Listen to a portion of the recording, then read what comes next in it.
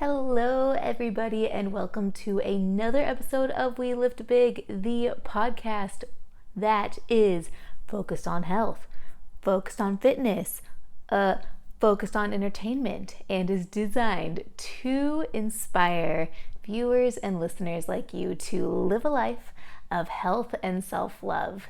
I am your host, Bria Gabor, and I totally almost forgot my intro. So I hope you enjoyed that. What I wanted to talk about today is the practice and honestly the art of adopting habits, practices, systems. Well, first off, I want to separate systems versus willpower.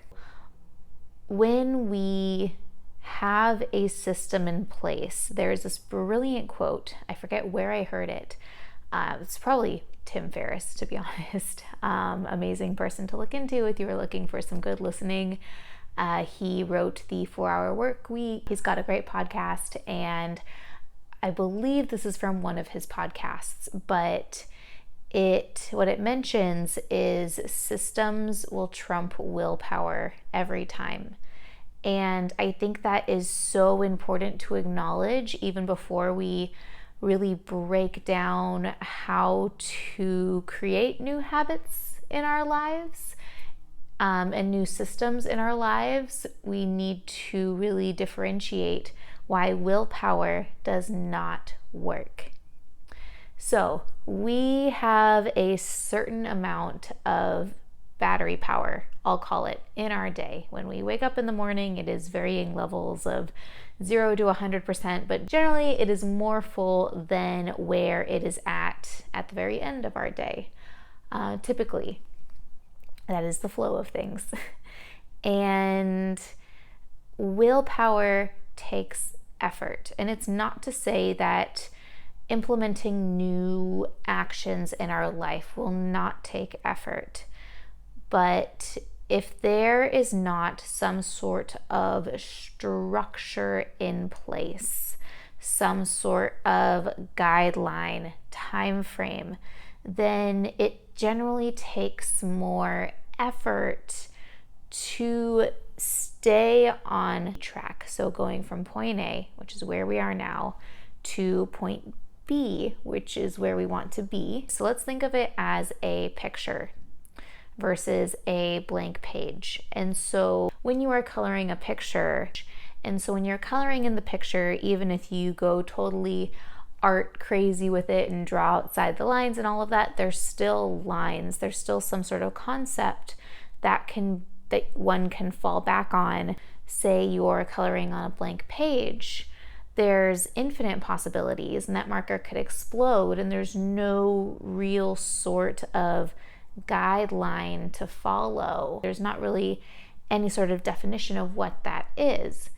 Great if you are doing artwork, but when it comes to forming habits and systems in your life, generally it works way better when we have some sort of structure that we can color the lines in and follow.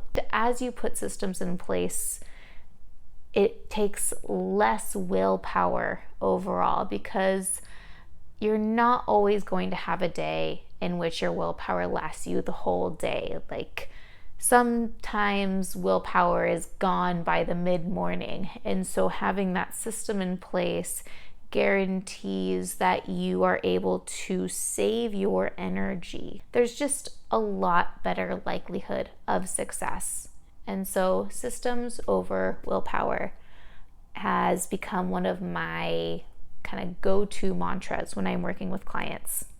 3 things that I want to focus on today, because we could talk about SMART goals. Like, is it realistic? Is it achievable? Is it A, B, C, D? But the way that I want to break it down today is in 3 parts, which are awareness, knowledge, and bare bones execution.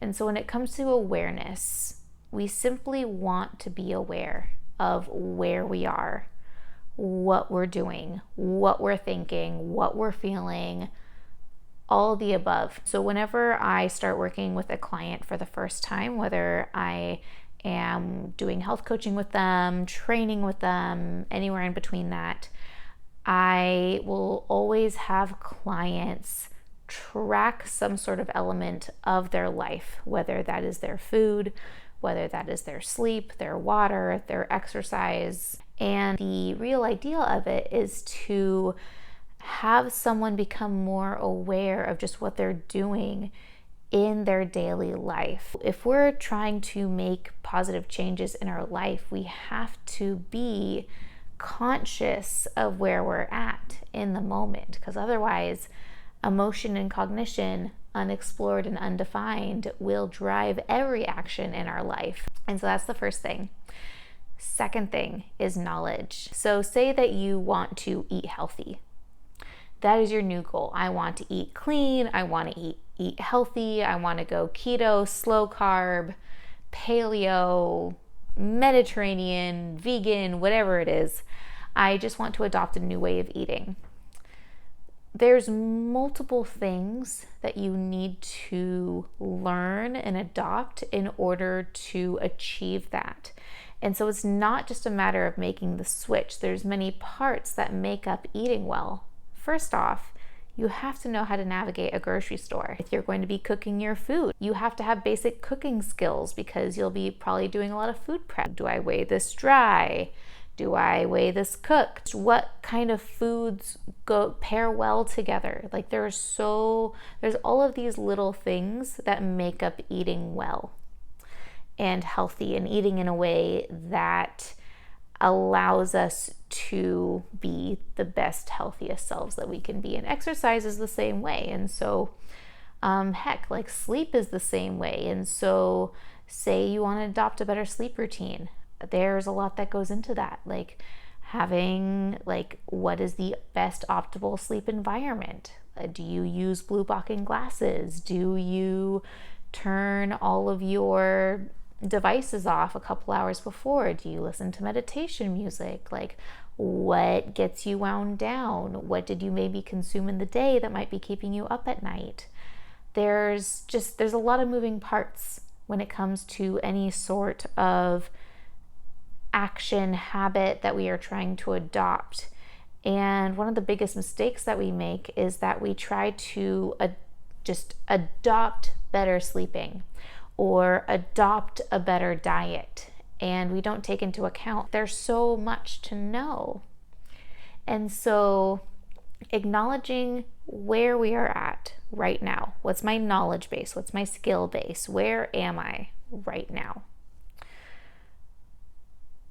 What can I learn about this thing? And so you might not even adopt any habits right away. It's just simply learning and breaking down what are the things that I need to know in order to even start to do this thing that I want to do.